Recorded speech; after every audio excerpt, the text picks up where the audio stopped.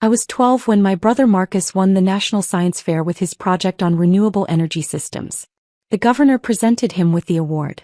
Local news stations interviewed our family. Dad hung the trophy in his office, right above his own PhD diploma from MIT. I was 12 when I entered the same science fair with my project on quantum entanglement patterns. I didn't win. The judges said my presentation was confusing, and my methodology was unclear. Mom patted my shoulder afterward and said, "Science isn't for everyone, honey. You tried your best." Marcus went on to study physics at Princeton. I went to the local state university because Dad said anything else would be wasting money on someone without aptitude. I studied on a partial scholarship, working 30 hours a week at a campus bookstore to cover the rest. "At least you're practical," Mom would tell relatives when they asked about my education. Not everyone can be a genius like Marcus. What they didn't know was that I was taking graduate-level physics courses by my sophomore year. My professors kept pulling me aside, asking why I wasn't applying to better programs, why I was hiding in a mid-tier state school when I was solving problems that stumped their PhD candidates. Family stuff, I'd say, not wanting to explain that my parents had already decided I wasn't worth the investment. Professor Walsh, who taught my quantum mechanics course, changed everything. He caught me after class one day during my junior year. "Elena, I've been teaching for 32 years. I've seen maybe 5 students with your level of intuitive understanding of quantum systems. You're seeing things the rest of the field hasn't caught up to yet. Why aren't you pursuing this seriously?" "I am pursuing it seriously. Not here. You need to be at Stanford, MIT, Caltech. Somewhere with the resources to match your mind." I laughed. My parents would never support that. They've already decided I'm the practical child. Then do it without their support. "I'm writing you a recommendation letter. You're applying to Stanford's PhD program. Their quantum computing lab is the best in the world and you belong there." I applied that night, alone in my apartment, knowing my family would mock me if they found out. The application asked about my research interests. I wrote about something I'd been thinking about for years. A theoretical framework for stabilizing quantum states at room temperature, which would revolutionize quantum computing. Every expert said it was impossible. The laws of physics made it impossible. I thought they were wrong. Stanford accepted me with a full fellowship. They offered me a position in the quantum computing lab under Dr. Raymond Chin, one of the most respected physicists in the field. The stipend was more than my parents made combined. I called home to share the news. Dad answered, "Stanford? For what?" "PhD program in quantum physics. Full fellowship." Silence. Then, "Elena, this is ridiculous. You're not Stanford material. They probably accepted you by mistake or to fill some quota. You should decline before you embarrass yourself." "I'm going." "With what money? We're certainly not paying for you to waste time pretending to understand physics when Marcus is the one with actual talent in this family." "They're paying me. Full fellowship plus research stipend." More silence. Then Mom's voice in the background, "Let her try. She'll wash out in a semester and come home. Better she learns her limitations now." I hung up and never asked them for anything again. My first year at Stanford was brutal. Not because the work was too hard, but because I was surrounded by people whose families believed in them, who had resources, who'd come from prestigious undergraduate programs. I was the state school kid, the one everyone assumed was there to diversify the cohort, not because I belonged. I let them think whatever they wanted. I was too busy working. Dr. Chen's lab focused on quantum coherence, keeping quantum states stable long enough to perform computations. The field had hit a wall. Quantum computers existed, but they only worked at temperatures near absolute zero, requiring massive cooling systems. Room temperature quantum computing was considered science fiction. I thought it was just an engineering problem waiting for the right theoretical framework. "You're chasing a fantasy," one of my fellow PhD students, Jason, told me during my second year. "Every physicist for the last 50 years has tried to solve room temperature quantum computing. It's thermodynamically impossible." "Only because we're approaching it wrong," I said. "Sure. You, the girl from Nowhere State College, have figured out what Einstein, Feynman, and every quantum physicist since couldn't. That's realistic." I stopped talking to Jason about my research. Dr. Chen was different. He listened. "The field assumes we need to fight thermal noise," I explained during one of our meetings. "What if instead we harness it? use the thermal energy itself to stabilize the quantum states through a feedback mechanism. He stroked his beard, thoughtful. That's unorthodox. Potentially revolutionary or potentially nonsense. I can't tell which. Let me try. Elena, if you're wrong, you'll waste years of your PhD on a dead end. Your career could be over before it starts. And if I'm right? He smiled. Then you'll change the world. All right. Let's see what you can do. I spent the next 3 years building the theoretical framework, running simulations, testing small-scale prototypes. I failed 847 times. Each failure taught me something. Each breakdown revealed a new piece of the puzzle. My family never asked about my research. When I called home, rarely, the conversation always turned to Marcus. He'd graduated from Princeton and was now doing his postdoc at CERN, working on the Large Hadron Collider. Mom sent mass emails updating the extended family on his latest papers, his speaking engagements, his rising status in the physics community. My name was mentioned in passing, if at all. Elena's still at Stanford doing her student thing. My student thing was working 16-hour days in the lab, slowly building a system that everyone said was impossible. Year 4 of my PhD, I had a breakthrough. The simulation worked. The theoretical model held. The math was perfect. I'd found a way to use controlled thermal fluctuations to stabilize quantum entanglement at room temperature, creating a feedback loop that maintained coherence indefinitely. Dr. Chin stared at my results for an hour straight, checking and rechecking the math. Elena, if this works in practice, if you can build a working prototype, this is Nobel Prize level work. This is rewriting physics. Let's build it. The prototype took 8 months. We worked in secret, knowing that if word got out and we failed, I'd be laughed out of academia.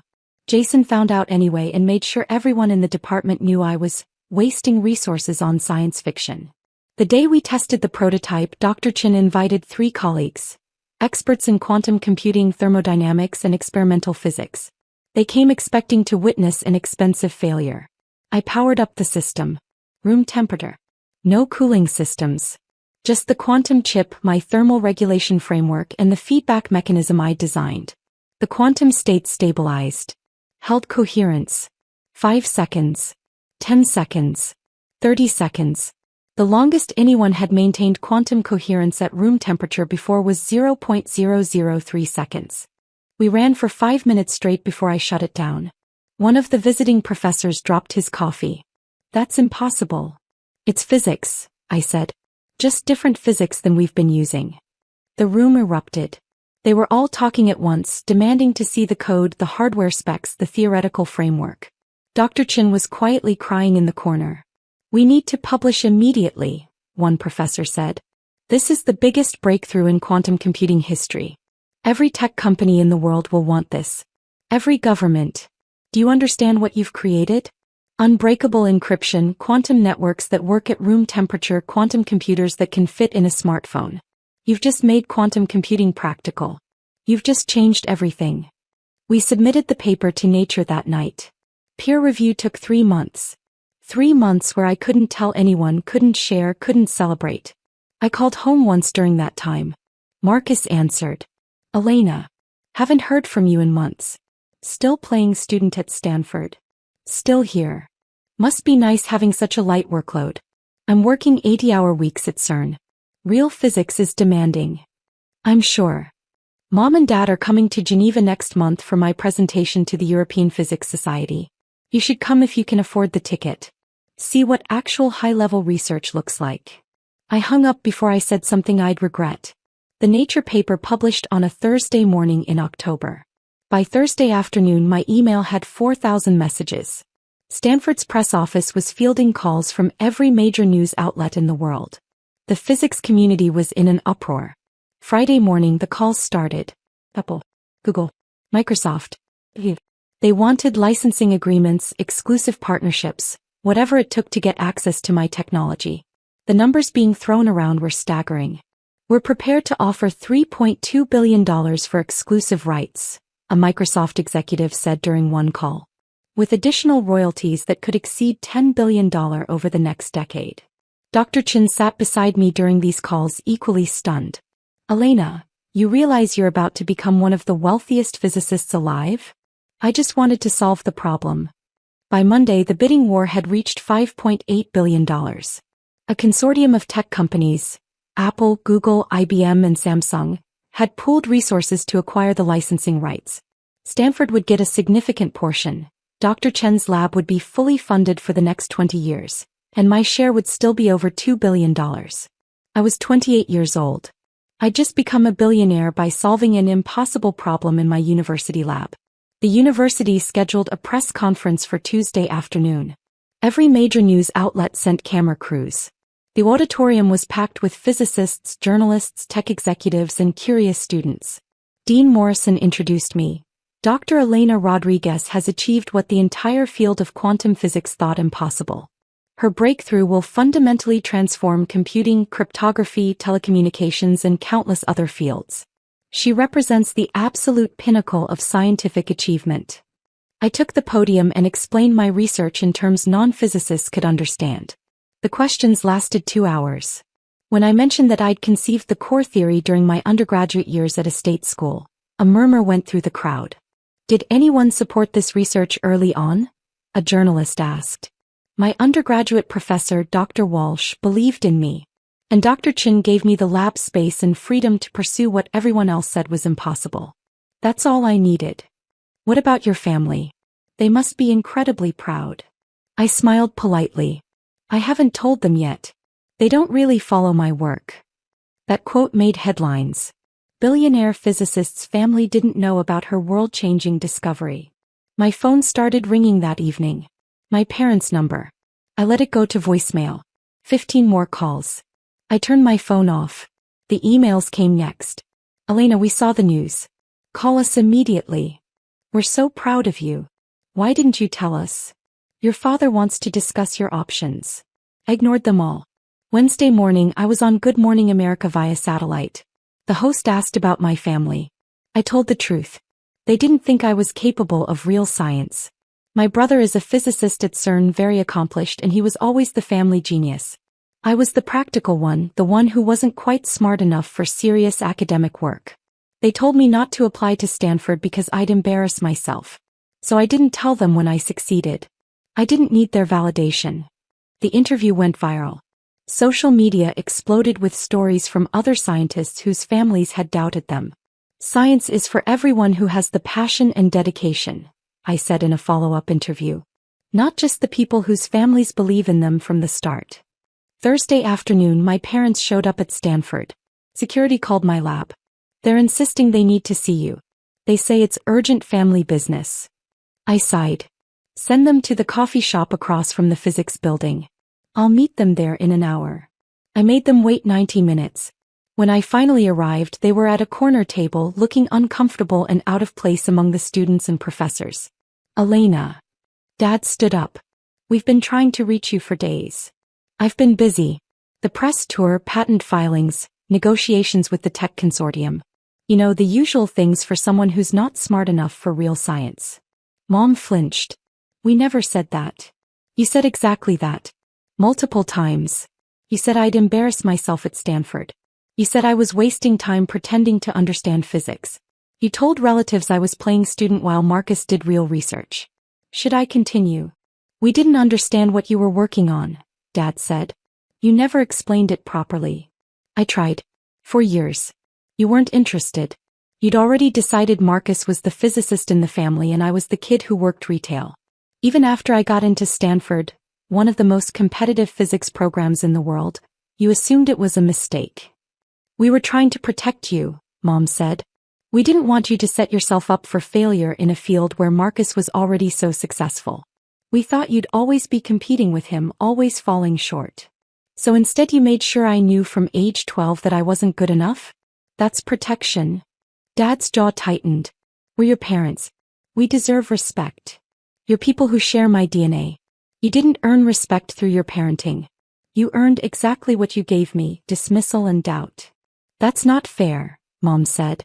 We supported you. We paid for your undergraduate.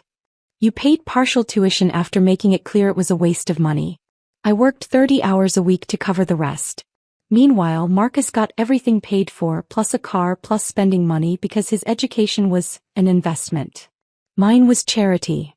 We're proud of you now, Dad said. Can't that be enough? Proud of what? The $5.8 billion? The Nature paper? The press coverage? You're not proud of me. You're impressed by my accomplishments because they're so big you can't ignore them. But you were never proud of the person who did the work. The student who stayed up until 3 a.m. running simulations. The researcher who failed 847 times and kept trying. You didn't believe in that person. What do you want from us? Mom asked. Nothing. Absolutely nothing. I wanted your belief in me when I was 17 and applying to colleges. I wanted your support when I was 23 and starting my PhD. I wanted you to ask about my research, to be curious about what I was working on, to care about my life beyond checking if I'd embarrassed the family yet. But I don't want anything from you now. Elena, please, Dad said. We're family. Family is more than biology. Family is the people who show up. Professor Walsh showed up. Dr. Chin showed up. My lab colleagues showed up. You showed up when there were cameras and billion-dollar contracts. That's not family. That's opportunism. I stood up to leave. Marcus wants to talk to you, Mom said. He's been calling. I'm sure he has. Now that I'm not the embarrassing little sister, he probably wants to collaborate, get his name on my research, benefit from the attention. Tell him I'm not interested. He's your brother. He's a stranger who happens to be related to me. Just like you're strangers who happen to have raised me. You taught me that love is conditional, that pride must be earned through achievements you deem worthy. Congratulations. I earned achievements so significant you can't ignore them. But I don't need your love or pride anymore. I outgrew that need while you were busy celebrating Marcus and forgetting I existed. I walked out of the coffee shop and back to my lab. My phone was ringing again. I blocked their numbers. The tech consortium finalized the licensing agreement the following week. The press coverage was relentless. Time magazine cover story. Forbes profile. TED Talk invitation.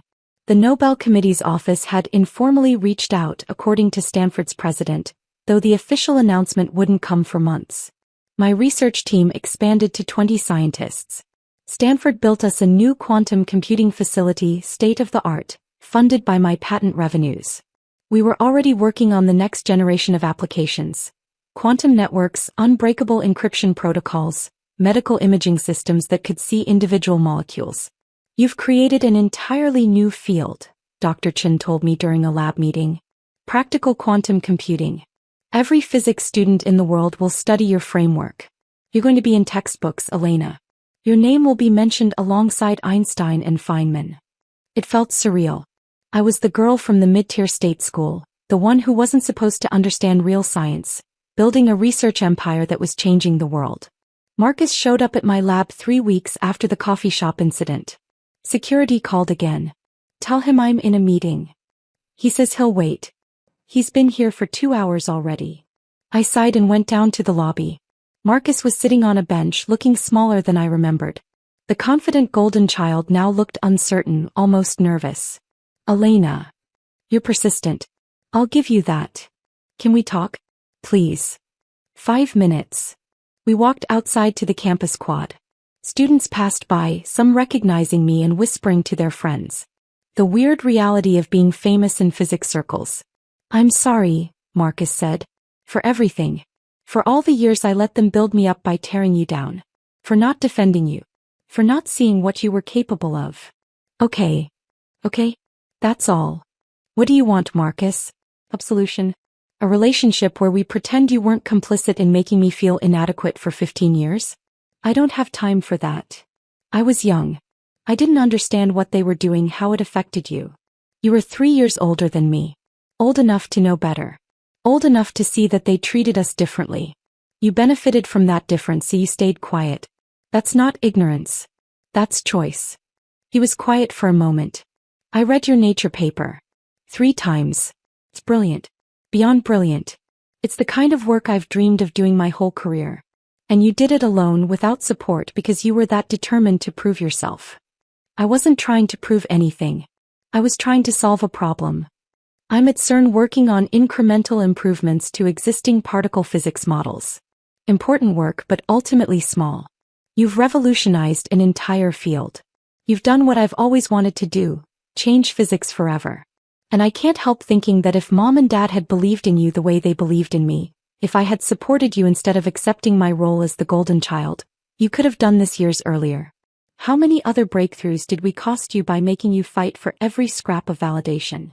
That's not my problem to solve for you, Marcus. Your guilt is yours to carry. I know. I just wanted you to know that I see it now. I see what they did, what I allowed. And I'm sorry. Thank you for the apology. But it doesn't change anything. You're still the brother who told me I was playing student while you did real physics. You're still the person who never once asked about my research, never defended me, never questioned why our parents treated us so differently. Your regret now doesn't give me back those years. Can I at least follow your work? Read your papers. They're public. You don't need my permission. I walked back to my lab, leaving him standing in the quad. The Nobel Prize announcement came in October. Nobel Prize in Physics for groundbreaking contributions to quantum mechanics and the development of room temperature quantum computing systems. I was the youngest woman to ever win it.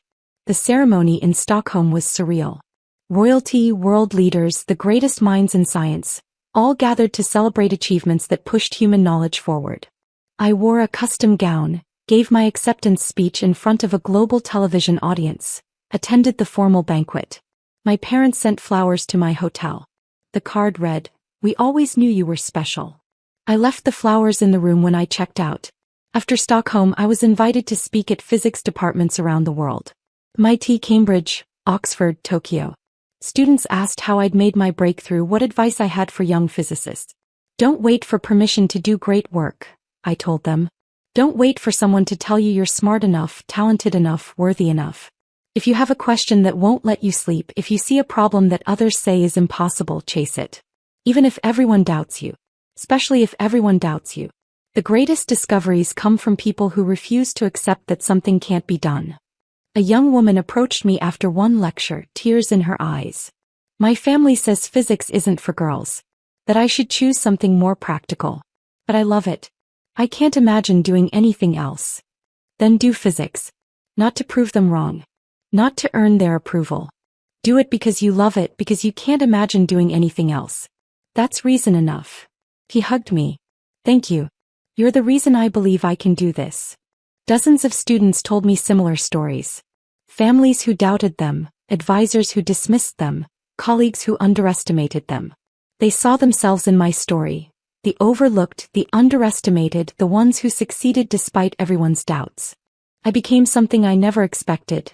A symbol. Not just of scientific achievement, but of succeeding without validation, of believing in yourself when no one else does. The quantum computing facility at Stanford became the most prestigious research lab in the world. We had applications from thousands of PhD candidates every year. I chose students who reminded me of who I'd been.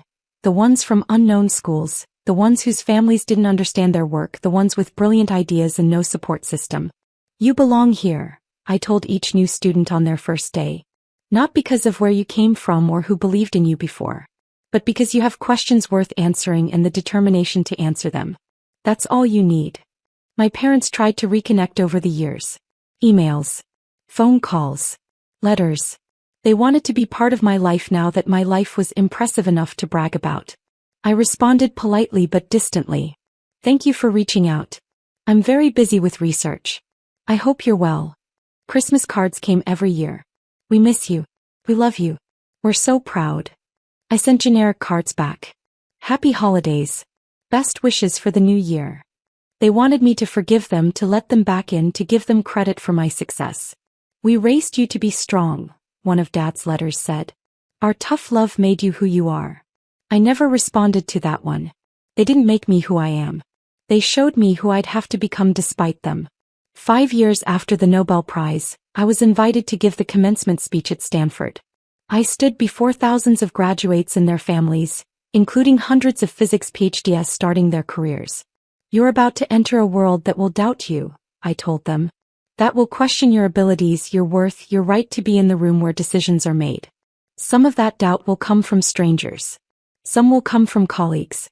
And some, perhaps the most painful, will come from the people who are supposed to love you unconditionally. Here's what I learned. You don't need their belief to succeed. You don't need their validation to do extraordinary work. You need curiosity, determination, and the courage to pursue questions others say are impossible. So, the people who doubt you now will celebrate you later when your success becomes too big to ignore. They'll want to claim they always knew you'd make it, that they always believed in you. Let them say whatever they need to say. But remember who showed up when success wasn't guaranteed. Remember who believed in you when you were nobody. Those are the people who matter. Those are your real family. The graduates stood and applauded. I saw parents crying in the audience, some with pride, some perhaps with regret, recognizing themselves in my words. After the ceremony, a man approached me, distinguished, in his 60s, with kind eyes. Dr. Rodriguez? I'm Professor Emeritus Walsh's husband. She passed away last year, but she wanted me to give you something if I ever had the chance.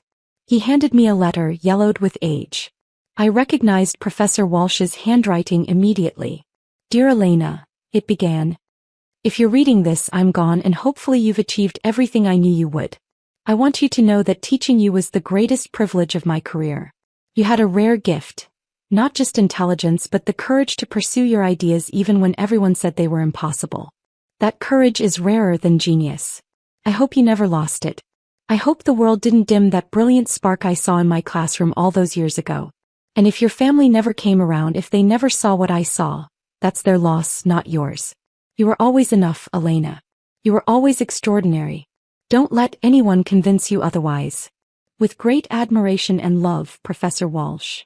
I stood in the middle of the Stanford quad, crying for the first time in years. For the teacher who saw me when my family didn't. For the path I'd walked alone. For the girl I'd been who'd needed someone to believe in her. Professor Walsh's husband patted my shoulder gently. She talked about you until the very end. Said you were her proudest achievement, even more than her own research.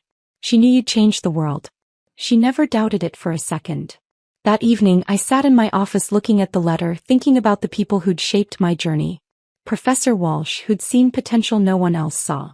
Dr. Chen, who'd given me space to chase an impossible dream. My research team, who worked beside me through failures and breakthroughs. The students who told me I'd inspired them to keep going when others doubted. My phone buzzed. An email from my mother. Elena, it's been 5 years since we've seen you. Please, we miss you. We know we made mistakes, but we're still your parents. Can't we move past this? I stared at the email for a long time. Then I opened a reply.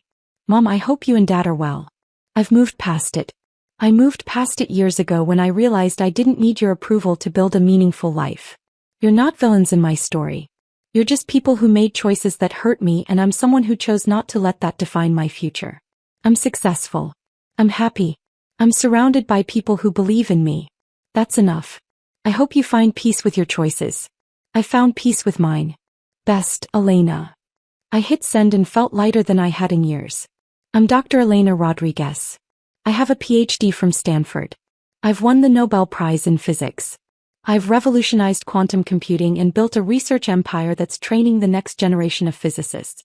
I've saved my patent earnings into research initiatives that fund students from underprivileged backgrounds, giving opportunities to kids like I was, the ones whose families can't or won't support their dreams. My biological family wanted credit for my success when it became too big to ignore. But they didn't make me successful. They showed me what I'd have to achieve despite them. And that lesson was perhaps more valuable than their belief would have been. I learned that validation from people who doubted you means nothing. That success achieved without support is sweeter than success handed to you.